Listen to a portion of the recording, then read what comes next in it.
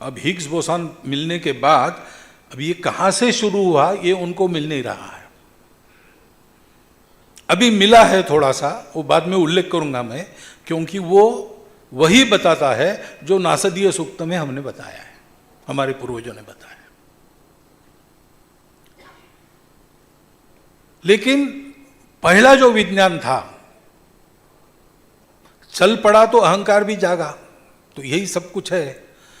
तो उस विज्ञान का दंभ भरने वाले लोगों ने अपने कुछ प्रयोग किए जड़वाद के आधार पर, उपभोग ही लक्ष्य जीवन का है ऐसा मानकर।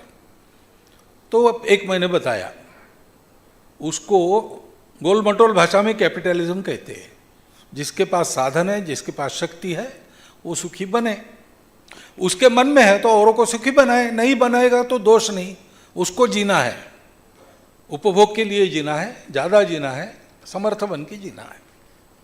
उसकी भी प्रतिक्रिया हुई, नहीं व्यक्ति तो समाज के यंत्र का एक पुर्जा है केवल, उसकी जितनी क्षमता है उतना काम उससे लो और उसको जितना चाहिए उतना दो।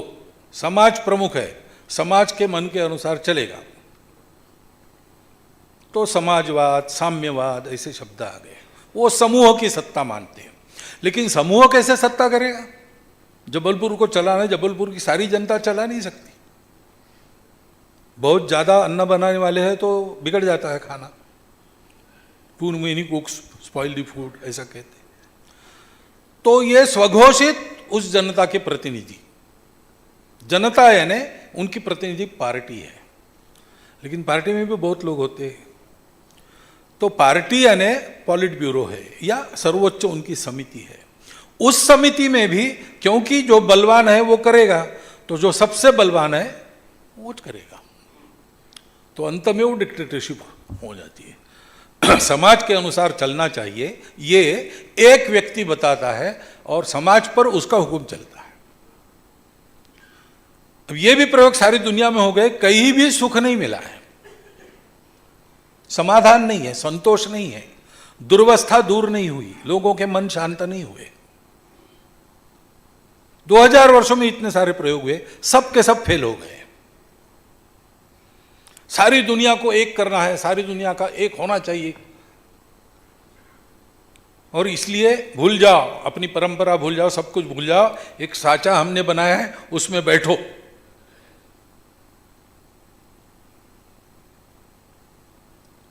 दो 2000 सन तक ये करते रहे सब दुनिया के बड़े देश, यूनो वगैरह के जरिए।